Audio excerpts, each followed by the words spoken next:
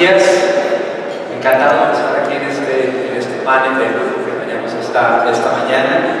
Integrantes de la American Society of Mexico, distinguidas personalidades del ecosistema de negocios de nuestro país y asistentes a esta segunda convención binacional. Es para mí, de veras, un gran gusto moderar este panel, donde estaremos analizando cuáles son las estrategias más destacadas y los desafíos más apremiantes para todo lo que se refiere a las inversiones en nearshoring en México. Para ello, decía, tenemos un panel de lujo esta mañana. Tengo el honor de presentarles a Mónica Flores Barragán, presidenta de Manpower Group para Latinoamérica, a Francisco Cervantes, presidente del Consejo Coordinador Empresarial, y a Luis María de la Mora, fellow en el Atlantic Coast. Gracias. Bueno, pues entremos de lleno en materia. Como hemos visto, en el nearshoring se busca acercar las cadenas de suministro de ciertas industrias al punto de venta más cercano, es decir, donde encontramos la demanda. En medio de este reordenamiento industrial, nuestro país se ha posicionado claramente como uno de los destinos más atractivos, entre otras cosas, gracias a la proximidad con los Estados Unidos, a la gran red que tiene de acuerdos comerciales, de los países que tienen más acuerdos comerciales en el mundo, y a un marco legal sólido.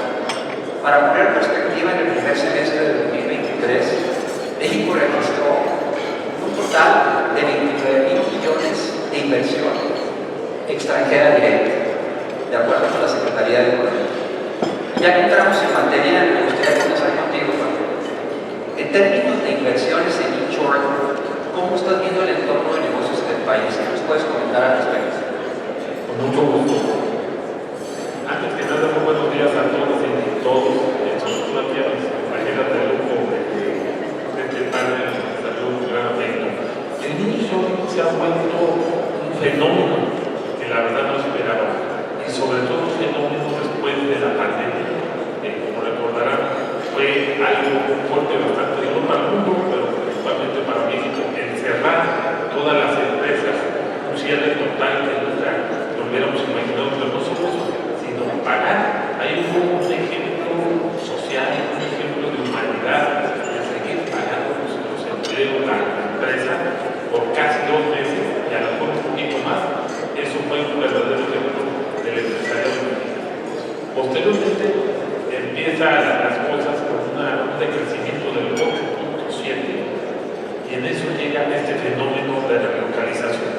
Y gracias a toda esta parte, si le sumamos las tensiones de Estados Unidos, China y luego la guerra de Ucrania por Rusia, todo esto hace un encarecimiento logístico y es un encarecimiento de energía. Es muy importante.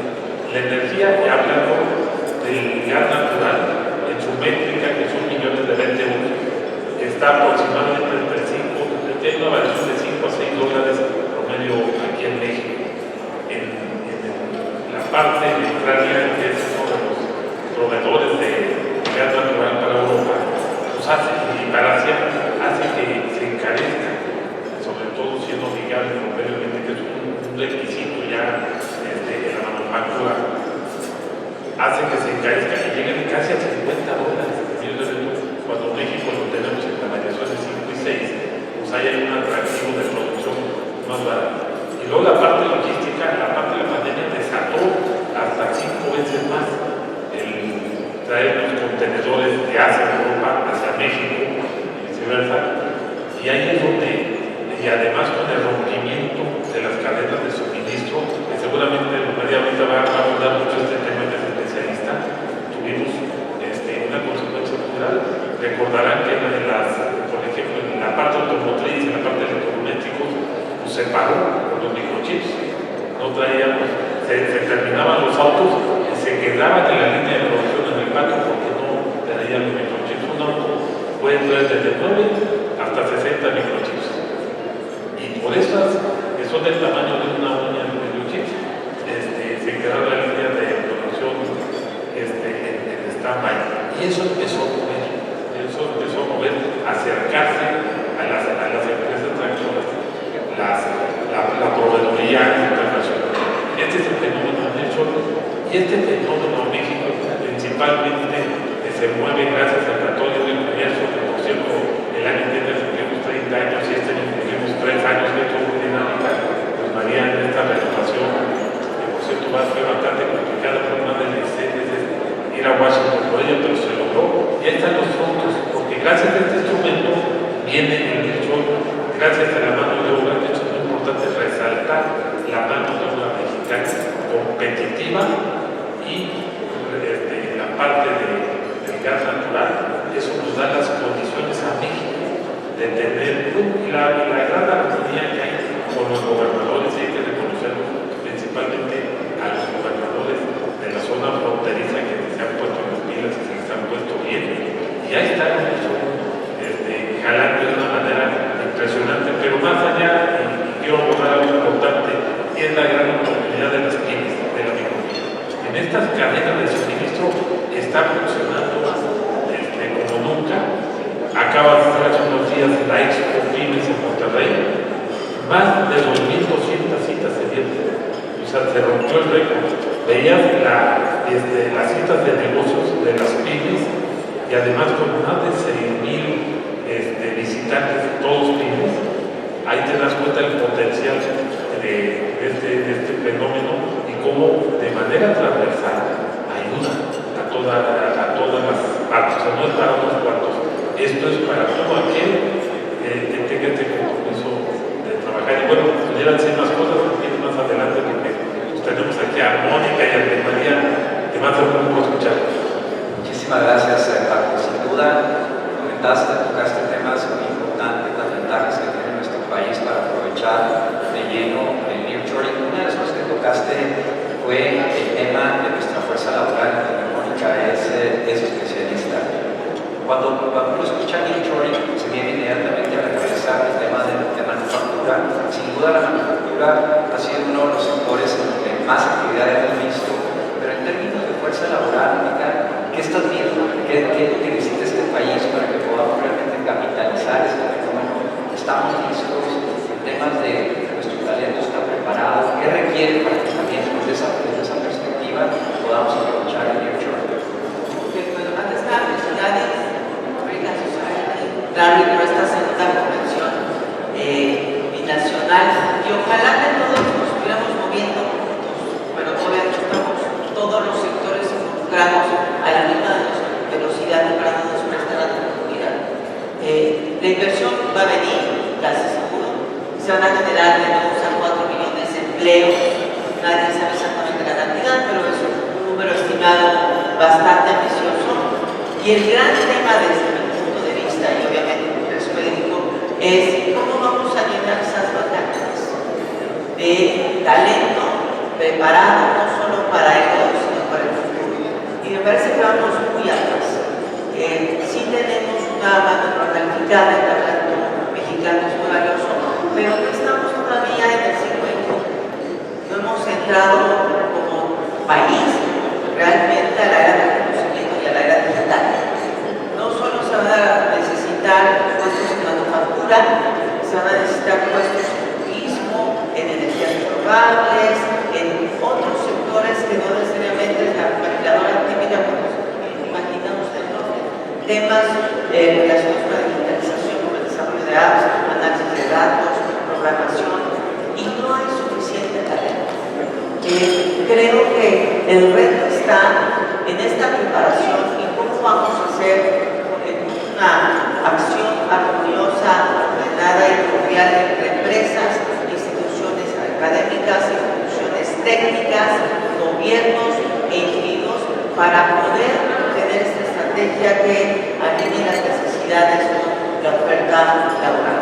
Vamos a enfrentar muchas cosas. En el norte creo que al principio va a haber una inflación salarial, el tema de maquiladoras, pero ese será un problema puntual de salud. Creo que tendremos que empezar a pensar en un plan de movilidad de talento del sur al norte, del norte al sur, con todo lo que esto implica en términos de reto de vivienda, de infraestructura médica, de transporte, de seguridad, y estos temas creo que no los hemos atacado en su profundidad, como un entorno completo, desde autoridades hasta el individuo parece que también tenemos no solo que cambiar los planes de estudio, que muchos de ustedes me han oído hablar, que están obsoletos, no solo las matrículas universitarias de gran extensión, sino el plan de estudios desde la primaria básica, sino también trabajar en cómo cerramos ese gap en las certificaciones, notas, capacitaciones en el trabajo, en prácticas profesionales, por supuesto, educación dual, y también un tema mucho más macro que tiene que ver con desincentivar, si yo digo la palabra, pero así debe ser, desincentivar el estudio de algunas carreras que están sobrepobladas, con salarios bajos, que no generan valores que están alineados a lo que pasa, incentivar, por supuesto, otras, en su mayoría relacionadas con áreas STEM, pero exclusivamente las STEM. Cómo cerramos la brecha entre la educación en las ciudades y la educación en las zonas rurales, cómo apoyamos iniciativas que tratan de cerrar este gap, porque la realidad urbana y la realidad rural y la realidad de las comunidades más alejadas de México es totalmente distinta. Unos tienen conexión a internet y saben qué pasa, los otros están tomando todavía clases con radio satelital, y eso es monorealismo, es otra palabra, pero es monorealismo. Entonces creo que tendríamos que acelerar todas estas acciones para estar listos cuando toda la inversión llegue, cuando estas nuevas industrias vean en México una oportunidad para generar negocio. Gracias, Mónica. Sin duda, el tema laboral es uno de los grandes desafíos que tiene. Me faltó mencionar 2 horas de plática, cómo desincentivamos la informalidad, que sigue siendo un gran problema del país, y movemos a todas estas personas que tienen ganas de trabajar, que necesitan trabajar, a la economía informal. Bueno, es sin duda uno de los grandes desafíos. Necesitamos prepararnos más cuando México se ha distinguido a nivel internacional por un mercado laboral que ofrece todavía puestos competitivos y tiene una fuerza laboral, todos los gaps que tenemos que cerrar, todavía una mano de obra muy capacitada y ciertamente asequible. Pasando a otro tema, María, tú eres experta, decía antes de preguntarle a Mónica el tema laboral, que piensa uno en automático cuando se menciona el nearshoring en manufactura, pero seguramente hay otras industrias en México que se están beneficiando o se deben de ver beneficiadas ante este fenómeno. ¿Nos podrías platicar un poco al respecto? Claro que sí. Bueno, buenos días a todos. Muchas gracias a American Society of Mexico por la invitación a estar el día de ustedes. Me da un enorme gusto coincidir nuevamente con Mónica y con Paco. Víctor, muchas gracias. Y bueno, también felicitar a la American Society por el tema que ha escogido para esta segunda convención, que tiene que ver con un término que hoy se ha convertido en la palabra de moda, pero creo que tenemos que analizar un poco y rascar un poco a qué significa este tema de nearshoring. Y yo pondría en el centro de este análisis, para ver cuáles son las oportunidades, a China. China es la fábrica del mundo. Y por otro lado, Estados Unidos está buscando cómo desvincularse de China. Sabemos que no es fácil y también tenemos que entender por qué se está dando esta motivación. Ya lo decía Paco al principio, uno de los detonadores de esta desvinculación fue precisamente la pandemia, donde nos dimos cuenta todos que dependemos de un proveedor como China, que China produce todo y nos puede abastecer de todo. Es el primer productor mundial, por ejemplo, de acero, y si todas las acereras en el mundo se apagaran, con China tendríamos suficiente para el consumo global. Esto también hay que ponerlo en contexto. China en el 2015 propuso su plan hecho en China, 2025, en donde se planteó ser el líder tecnológico en 10 sectores de alta tecnología, entre ellos inteligencia artificial, telecomunicaciones, tecnologías de la información, biotecnología, nanotecnología, aeroespacial, etc. Y ese todos los focos rojos del mundo. Porque además China ha sido un actor que se ha considerado que no está jugando con las reglas del juego que se le presentaron cuando entró a la OMC en el 2001. China tuvo a veces por diferentes temas de infracciones a la propiedad industrial, temas relacionados con inversión, prácticas desleales de comercio, comportamiento no correcto, digamos, no consistente o no compatible con sus obligaciones en la OMC. Entonces, cuando llega el presidente Trump a la Casa Blanca, inicia una guerra comercial bajo el pretexto de que había que desvincular a Estados Unidos por el gran déficit comercial que tenía y porque China se había llevado los trabajos en la manufactura. Entonces, había que ponerle un freno a China. Entonces, la guerra comercial entre Estados Unidos y China desde el 2018 ya empezó a plantear la necesidad de buscar proveeduría alternativa y lugares alternativos para poder abastecer al mercado de Estados Unidos, para poder darle la vuelta a esos aranceles que en su conjunto más o menos están un 20% para productos que China exporta a Estados Unidos y también Estados Unidos ha recibido el mismo trato.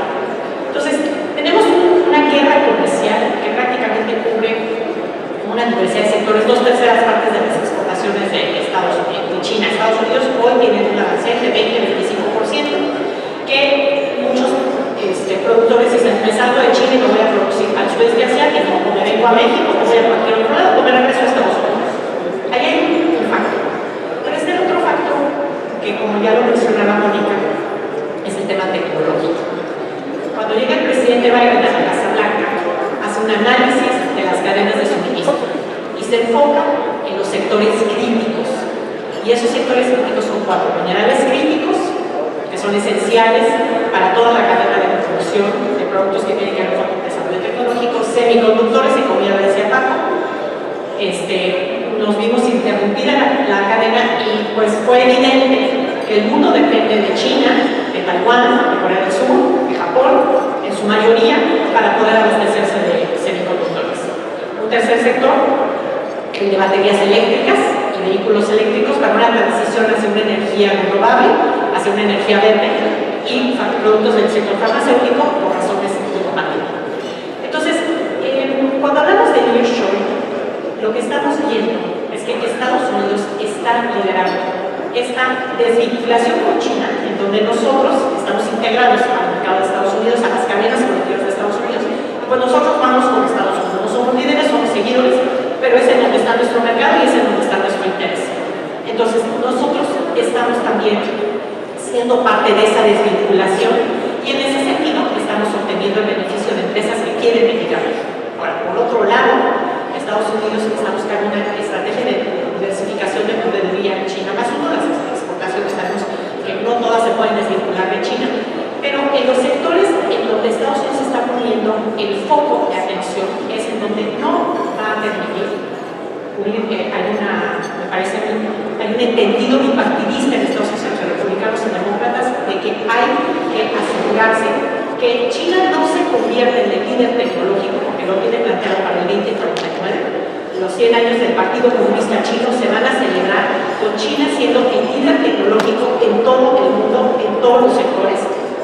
Y eso está bien que lo haga, pero no a costa de robarse la propiedad intelectual, de infringir las reglas del comercio internacional, etc.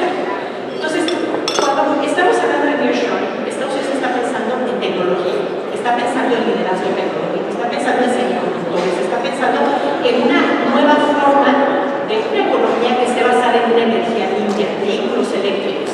Y aquí creo que hay una gran oportunidad, pero hay que hacer muchísimo trabajo. México tiene muy poco que aportar ahora en este momento en el tema de minerales críticos, tanto por cuestiones de legislación como por los minerales con los que contamos. Tenemos muy poco que aportar en semiconductores. Somos buenos en ensamble, empaquetado y prueba, ¿no?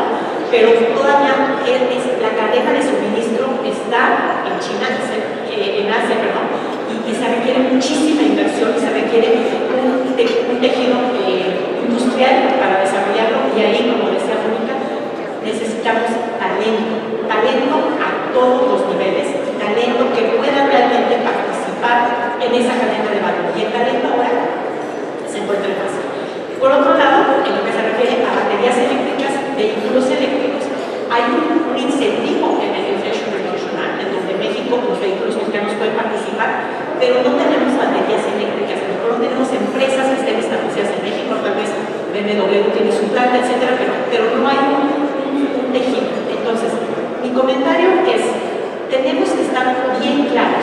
de que este nearshoring lo que está buscando es desacoplarse de China para poder dar ese salto tecnológico y en donde México sí puede participar, sí tiene potencial, tenemos el TEMEC, la región geográfica, muchos factores positivos, pero hay que hacer una estrategia, no puede ser inercial, como ya nos pasó con el sector aeroespacial, al principio de los ciclos de 2000.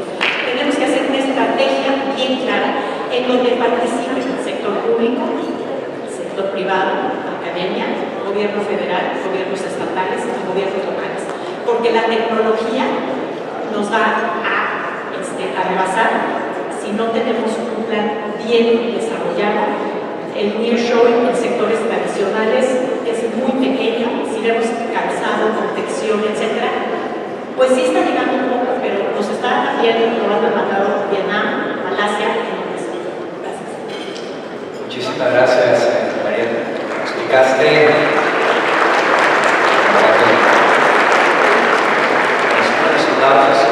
de una manera muy clara los aspectos geopolíticos que están ocurriendo y por qué ese fenómeno del nearshoring lo debemos analizar a través de una estrategia. Haciendo doble clic con México, tú eres un excelente termómetro de cómo están los negocios. ¿Cómo ves hoy por hoy el riesgo de hacer negocios en México? Si me permite, quisiera abordar un poquito al tema del talento humano. Estoy totalmente de acuerdo. Tenemos que reconocer que estamos en los mínimos históricos de desempleo. El nearshoring sí ha sido un detonador muy importante y con un beneficio al sector empleo. Es cierto, tenemos que apostarle al talento. Esa conversión a talento tenemos que apostarlo y como bien lo dice, tenemos que ir de la mano con la academia. Hoy lo estamos haciendo, ya los convenios están firmados, estamos retomando también con todas las universidades de los estados, estamos haciendo un esfuerzo muy importante por ir a capacitar. Necesitamos talento, eso es lo que va a marcar la diferencia. Por otro lado, también, tiene razón María, México éramos porque hayamos sido, porque además uno de los capítulos dice que tenemos que sustituir las importaciones y éramos importadores de exportaciones. O sea, era impresionante el contenido nacional mexicano muy bajo. Hoy el nearshoring está arreglando ese capítulo que estábamos batallando mucho, que además está mencionado como punto 3 en política industrial o en la propuesta de política industrial que estamos haciendo del sector privado, cómo elevar el contenido nacional. Yo creo que estos son retos muy importantes, talento y contenido nacional, y el nearshoring es la mejor oportunidad para que lo hagamos. Los mexicanos somos talentosos. Y ejemplo, claro, somos de los países que más rápido hemos recuperado la economía a nivel global. En México somos el número 7 país en manufactura del mundo, también en turismo. Ahí está el talento mexicano. Por eso, insisto, tenemos que apostarle el talento, es algo que Mónica lo ha insistido mucho, y además nos tocó estar en esta renovación del Tratado de Comercio, que ahora se llama TEMEC, en el 4 de junio. ¿Cuántas veces nos fuimos a Washington? Fue muy complicado, pero lo logramos. Como de hace 30 años nos convertíamos, hablamos de globalización, y hoy hablamos de regionalización. Fíjate, y cómo regionalmente, porque muchas veces hablamos de México, pero tenemos que ya hablar de regional. Tenemos vamos a decir, un matrimonio con Estados Unidos y con Canadá. Por eso celebro a Larry, esta convención Larry, binacional, porque es lo mejor que nos ha pasado. Tenemos que cuidar muchísimo este gran instrumento que se llama Tratado de Libre Comercio. TEMEC para nosotros, y lo que ha hecho que México, sin tener una marca de automóviles, sea el cuarto jugador exportador de vehículos, que ahí está muy marcado el contenido nacional. Por cierto, que hace poco ganamos un panel, y que aquí nos acompaña Pepe Sosaya, ya está arrinconado, y Pepe, que es el que preside toda la parte automotriz, y en autopartes también el número 4, también empezó el número 1. Tenemos lugares privilegiados en más de 40 productos que exportamos, y que somos el número 1 en muchos multisectores. Y antes de entrar a la pregunta, ya hay salarios, hay un incremento de salarios importante, ya se han acomodado de negocios, ya no existe más también, ya hemos avanzado mucho en los temas laborales, ya estresar más, pues ya le quitaría competitividad al país y esto no nos conviene a nadie. Ojalá los legisladores, decía que vamos a los legisladores que ya no nos estresen más en la parte laboral porque no nos llevan a ningún lado. Por otro lado, la parte de integración es muy importante. ¿Cómo podemos? Estamos trabajando ya con el Infonavit, estamos trabajando con Banobras, para que donde se vaya la industria también esté la vivienda y estén los servicios escolares y de salud. Hoy hay muchas ciudades que los trabajadores tienen que viajar hasta 2 horas y de regreso otras 2 a 4, tienen 4 horas y más para poder llegar a sus centros laborales de salud. Entonces también es parte de la agenda del sector privado trabajar en esta integración para que pensamos mucho en la parte de los trabajadores. Y estamos analizando muy seriamente por humanidad la parte migratoria. México es un puente de migración. Entonces, ¿cómo ahorita que está en este mínimo histórico de desempleo, cómo poder capacitarnos? Ahí trabajamos con el gobierno, trabajamos con la academia para poder capacitar. Y en Ciudad Juárez, en Chihuahua, está pasando y ya se llevan casi 7,000 empleos de la parte. Entonces, está trabajando hay muchos canales. En la parte de negocios, entrándole a la pregunta, yo creo que el clima de negocios en México y además en cada mesa que me siento a lo largo de México, estamos viajando a Costa de Monterrey, a Costa de Puebla, y la pregunta siempre cómo está yendo. Hay un negocio favorable, está yendo bien. Siempre hay 2 o 3 sectores, el textil, el zapatero, están pasando de la competencia, como bien lo dice María, entre Vietnam y China, hay un tema complicado, como todo, hay grandes oportunidades, grandes retos. Y aquí, si me permites, en esta misma pregunta, yo creo que para poder equilibrar más el clima de negocio, nosotros estamos proponiendo entre 3 agendas críticas, la que tenga que ver con el derecho, son 3. Primero, es dotar de mayor certeza jurídica y simplificación regulatoria. Esto es algo bien importante en los 3 niveles de gobierno, porque se multiplican luego los trámites. Por ejemplo, el de protección civil te lo piden a los 3 niveles de gobierno. No puede ser. O sea, tenemos que trabajar mucho en esta simplificación, pero además hay un decreto de simplificación administrativa y acompañamiento que se anunció en el oficial de salud.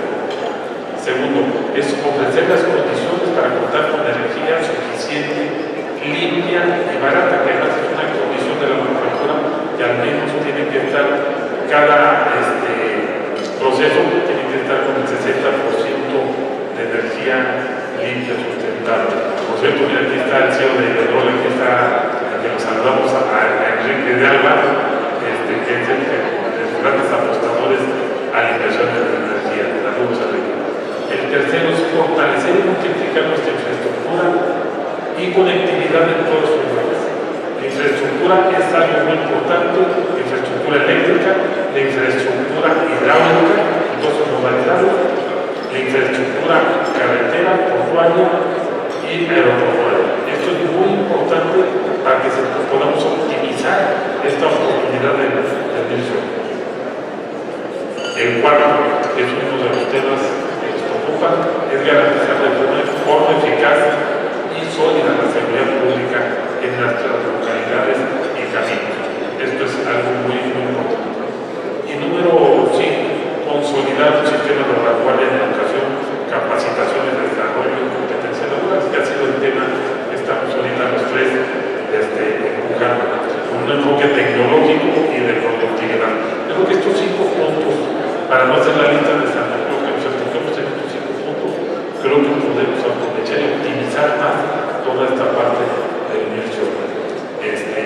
Son grandes oportunidades, grandes retos,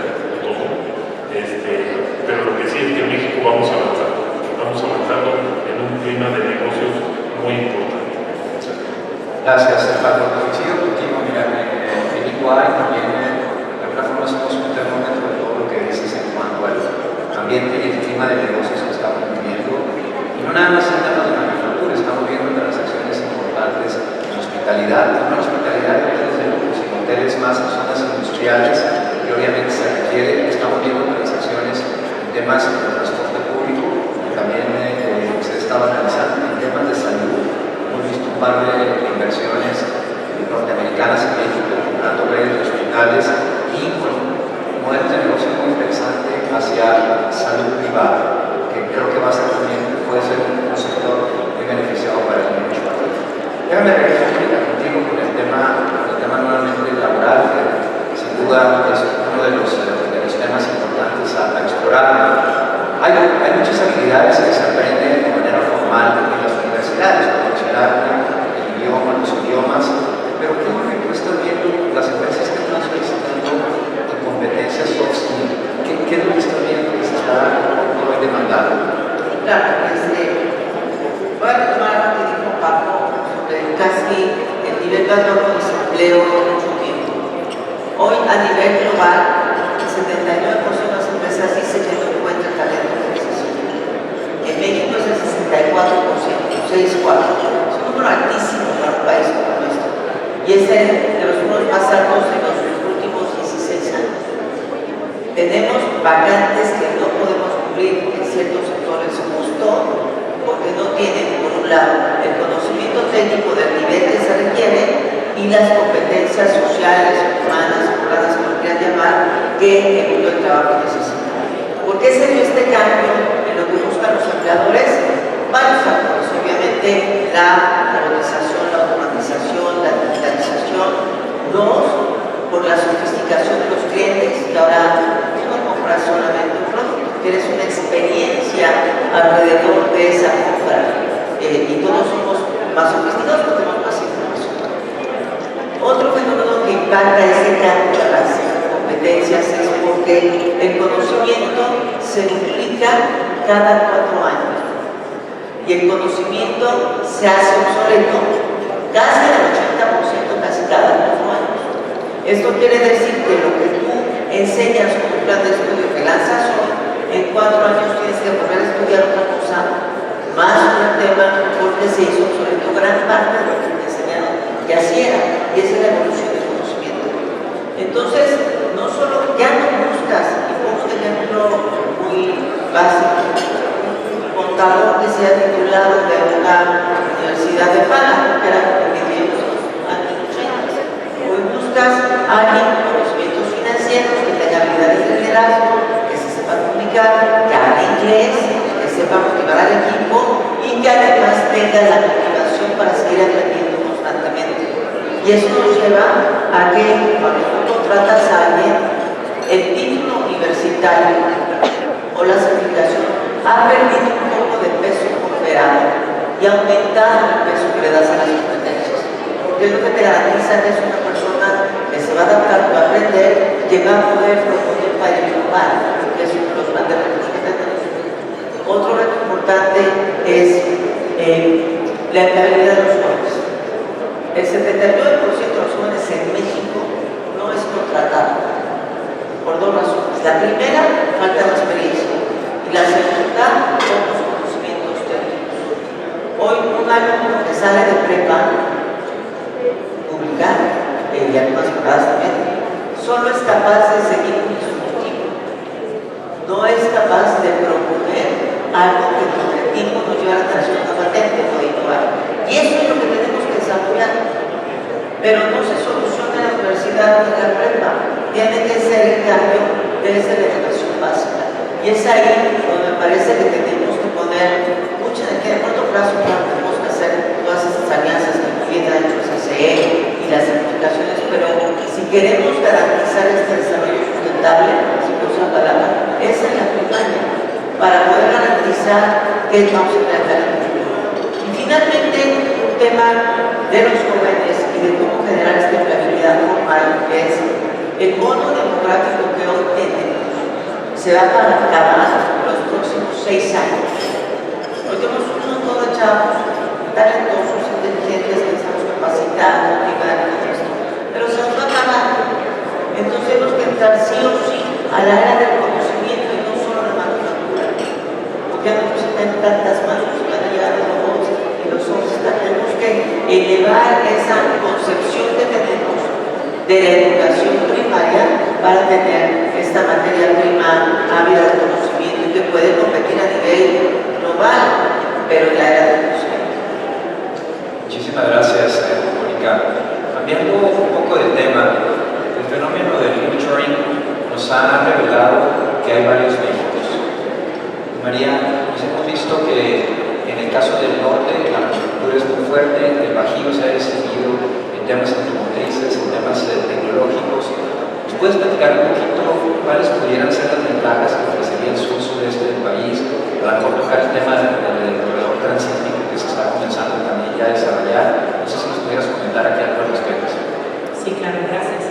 Sí, efectivamente, yo creo que en el nearshoring tenemos que reconocer que México son varios Méxicos, como ya lo decía Mónica, ya lo decía Francisco, en el sentido de que tenemos que reconocer las vocaciones productivas que tenemos en el país. El Tratado de Libre Comercio de América del Norte y ahora el TEMEC sí permitió un crecimiento muy dinámico en los estados del norte del país, en el Bajío, Jalisco, el centro. Y permitió también el establecimiento de una manufactura, como ya lo decía Paco, del sector automotriz, donde somos líderes, somos el primer proveedor de Estados Unidos en automotriz, en autopartes. También somos actores importantes en el sector electrónico, maquinaria, equipo eléctrico, ¿no?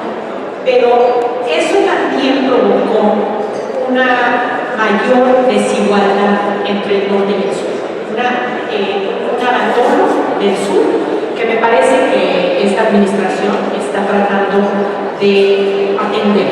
Y creo que es muy correcto el buscar el vínculo, desarrollar logística, yo decía, la infraestructura es esencial para que México pueda participar en el nearshoring y también para permitirle a las diferentes regiones tener esas oportunidades que requieren para democratizar las oportunidades de nearshoring. No podemos tratar a todas las regiones por igual, no podemos pensar que el sector de la minería, el sector de semiconductores, incluso el sector farmacéutico se va a desarrollar igual en todos los estados del país. Primero que nada hay que reconocer las vocaciones productivas, las vocaciones regionales. Hay que reconocer con qué mano de obra se cuenta. Hay que entender también la infraestructura con la que se cuenta. Y también hay que entender la infraestructura que hace falta.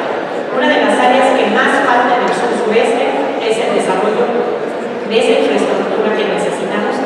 La industria hoy y la del futuro requiere energía, requiere electricidad renovable, accesible, confiable, a bajo costo, porque es el insumo esencial para poder desarrollar cualquier actividad, incluso actividades de lo más sencillo. Quieres hacer una reservación en un restaurante, necesitas tu celular, el celular tiene que estar cargado para poder hacer esa reservación. Entonces, creo que el desarrollo, México tiene que invertir de una manera fuerte en infraestructura en todas las regiones. Eso me parece que es un bien común que necesitamos todos.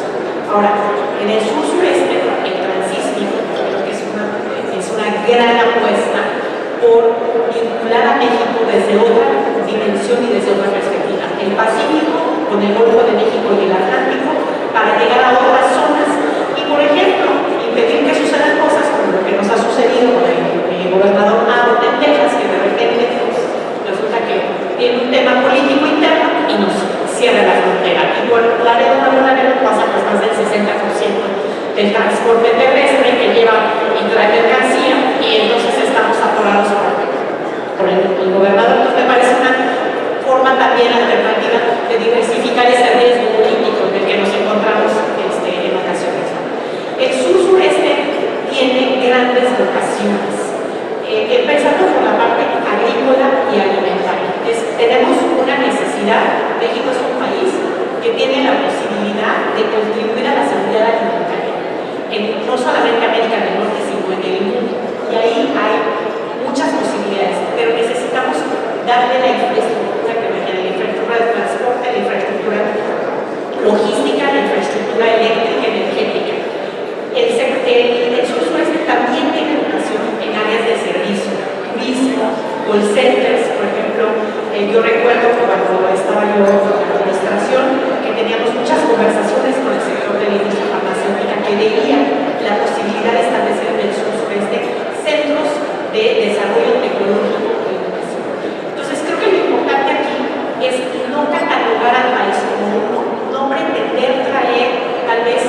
una fábrica de semiconductores a una región en donde no va a poder desarrollarse, sino identificar de una manera granular exactamente en dónde está esa oportunidad. Y mi último comentario sería, el sur-sureste puede integrarse con el norte del país. ¿Cómo se integra? A través de lo que ya decía Paco. Necesitamos que las pequeñas y medianas empresas del sur-sureste se suman a la cadena de suministro a través de diferentes mecanismos y de diferentes sectores, pero la PYME necesitamos ayudar como grandes empresas, como gobiernos, para que conozcan y entiendan cómo participar en esas cadenas de suministro, ¿sabes? Necesita tener certificaciones, necesita estar organizada, necesita digitalizarse, necesita conocer qué es lo que necesitan las cadenas de suministro para poder participar. Y eso sí va a detonar desarrollo en el sur-sureste. Adelante. Muy bien, señora César, necesitamos facilitar a las pymes que contraten personal, porque mismo en todos los requerimientos que hoy tenemos que ponerle palomita para darle a la capacidad de inicio, para darlo de baja, para sacar la constancia del CFDI o para pagar las contribuciones, es complicadísimo. No incentivar la formalización, sino al contrario, la desincentivamos. Gracias a ambas en sus comentarios. Ya pasando a la parte final del panel, tocar también un tema muy importante. A ver si coincide, la pregunta podría ser para cualquiera de ustedes que quisiera responderla. Pero lo que hemos visto, al menos dentro de EY, es que una de las buenas prácticas que ha traído el Linktree es, por ejemplo, en temas de equidad. Sin embargo, en México todavía tenemos un cambio importante en materia de ESG, siglas en inglés. Creo que la regulación todavía le falta muchísimo para avanzar en este tema de ESG. No sé si quisieran comentar al respecto, ¿verdad? Obviamente se está evolucionando en México, pero insisto, todavía hay temas en cuanto a cerrar estos gastos, accionistas, reguladores, consumidores, están demandando más este tipo de regulaciones. No sé si ustedes quisiera tocar o hablar el tema. Bueno, por supuesto, y es un imperativo hoy y es una tendencia global que no podemos negar porque estamos inmersos en este mundo hipercontinental. Tenemos forzosamente, sí o sí, las organizaciones, no solo las globales, tener estrategias que impacten el ambiente y la sociedad y y adaptar estas tres letras a un giro de negocio. Yo pongo el ejemplo de donde trabajo, o sea, las emisiones de carbono no son el tema más importante que tenemos que abordar porque no somos una fábrica, no transportamos todo esto. Pero la letra para nosotros importante es la S, de donde tenemos que hablar de sostenibilidad y de prosperidad para las personas que atendemos. Me parece que a nivel macro entendemos el concepto, tenemos que acelerar cuál de las tres letras te impacta más y sobre esa atacar, porque no es parejo todas. Y tenemos un gran reto, me parece, en el tema de comunicación, porque hoy ESG es un concepto como etéreo. Para de verdad implementar y vivir esto, necesitamos verbalizar de manera muy sencilla a lo largo de la organización. Y todavía no he visto muchas empresas que estén ya en ese tema explicando el porqué para ligar al propósito de la compañía. Las empresas que no tengan eso implementado, bien entendido, bien asimilado, tampoco van a ser atractivas ni atractivas para el talento, porque lo que hoy los jóvenes buscan a la hora de buscar un empleo es tener un líder incluyente, que tenga propósito la empresa, que sea congruente y que tenga implementada una real estrategia de ESG y no sea greenwashing. Sí, mi comentario solamente es que si queremos participar de manera exitosa y aprovechar el nearshoring, el ESG es esencial. Es una inversión que tienen que hacer las empresas. ¿Por qué lo digo? Porque cuando estamos tratando de ser proveedores de una empresa global o venderla al mercado en Estados Unidos, lo que te van a pedir entre todas las certificaciones es que demuestres cómo estás cumpliendo con producción con energía limpia, cómo estás siendo incluyente, cuál es tu compromiso social, qué tipo de gobernanza tiene tu empresa Y esas cosas las tenemos que mostrar. Entonces, es una inversión que me parece que va a ayudar también a tener una mejor calidad de la empresa, va a ponerla en otro nivel y también va a tener un retorno a su inversión sin duda alguna. Entonces, el ESG es un sine qua non de Measure. Totalmente de acuerdo, y hemos avanzado. Yo siento que las empresas no podríamos exportar si no tuviéramos esta condición. Hoy, el Consejo Coordinador Empresarial, además en el tema de inclusión, estamos encontrando de una manera como nunca se había hecho. Tenemos una comisión que está trabajando muchísimo y es parte, obviamente, esto es una inclusión total, no de cantidad, sino de calidad. Estamos enfocando, por eso estamos insistiendo mucho en esa capacitación de todo para que podamos seguir, que no bajemos dos rayitas en la contrario, subamos, y ahí toda la parte social, toda la parte de inclusión, toda la parte de género, todo esto es un engranaje muy importante de la responsabilidad social hoy de los museos. Y déjame regresar a lo del sur-sureste, porque ese es un tema importantísimo que tiene que ver también con esto. La parte del TP se ha sacado mucho provecho, pero estamos muy concentrados, fíjense, a Texas y California. Y eso ha permitido, si California fuera un país, sería la quinta economía del mundo. La franja fronteriza, con sus 3.156 kilómetros, con 4 estados de la Unión Americana y 5 estados de México, esta franja, si fuera un país, sería la tercera economía del mundo. Ahí está concentrado también. En la parte sur-sureste, como decía María, el transísmico y los puertos. Los puertos se pueden tener la parte más delgada de la República Mexicana.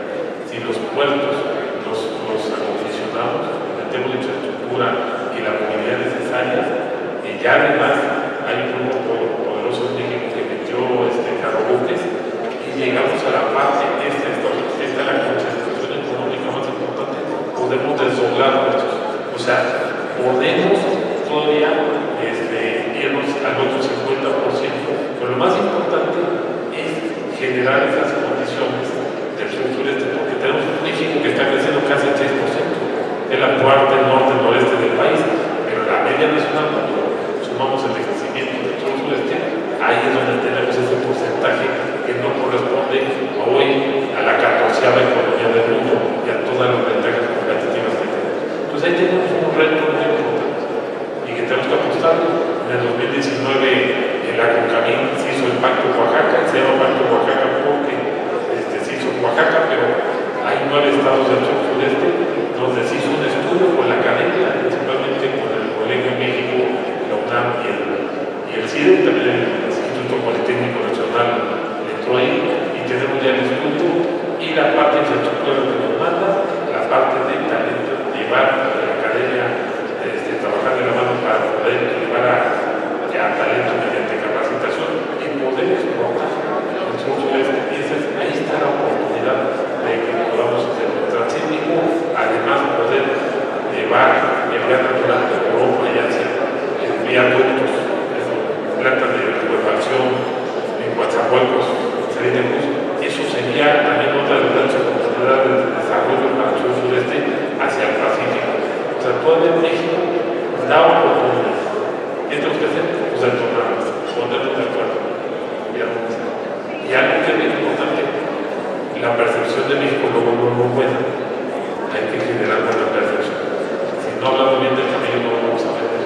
Entonces vamos a buscar cómo sí salir hacia adelante. Muchas gracias, Paco. Bueno, pues solo me resta agradecer a la American Society, a Larry, que me haya dado la oportunidad de conducir este panel maravilloso. La verdad, agradecerles, María, Mónica, Francisco, todos sus comentarios. Soy un firme convencido que en México tenemos todo para realmente aprovechar el nearshoring, para que lo podamos capitalizar. A través de una estrategia, como escuché ayer en un comentario, que en México nos va a ir bien aunque no queramos. O sea, ojalá que no sea así y que realmente podamos tener la plataforma, porque tenemos todo lo necesario para que podamos capitalizar eso. Muchísimas gracias. Felicidades. Gracias.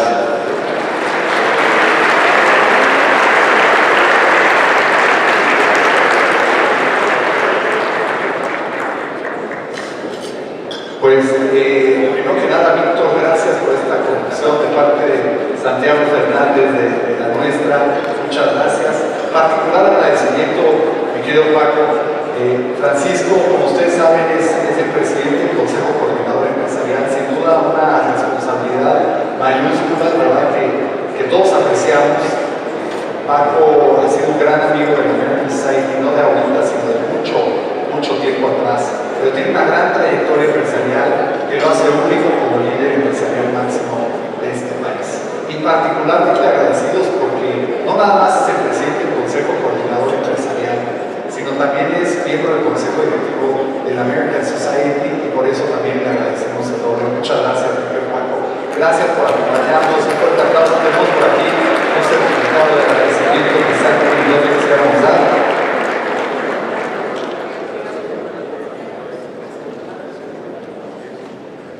Y para Víctor también, por favor. Gracias, Santiago. Gracias, muy amable. Gracias.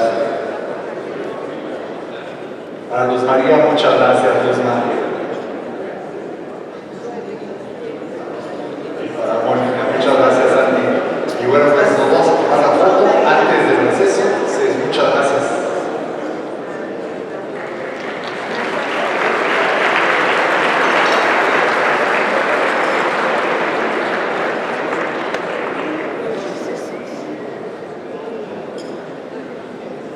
Muchas gracias. Bueno, tenemos un receso de 30 minutos y a las 11 en punto les pedimos que regresen por favor a sus lugares. Gracias.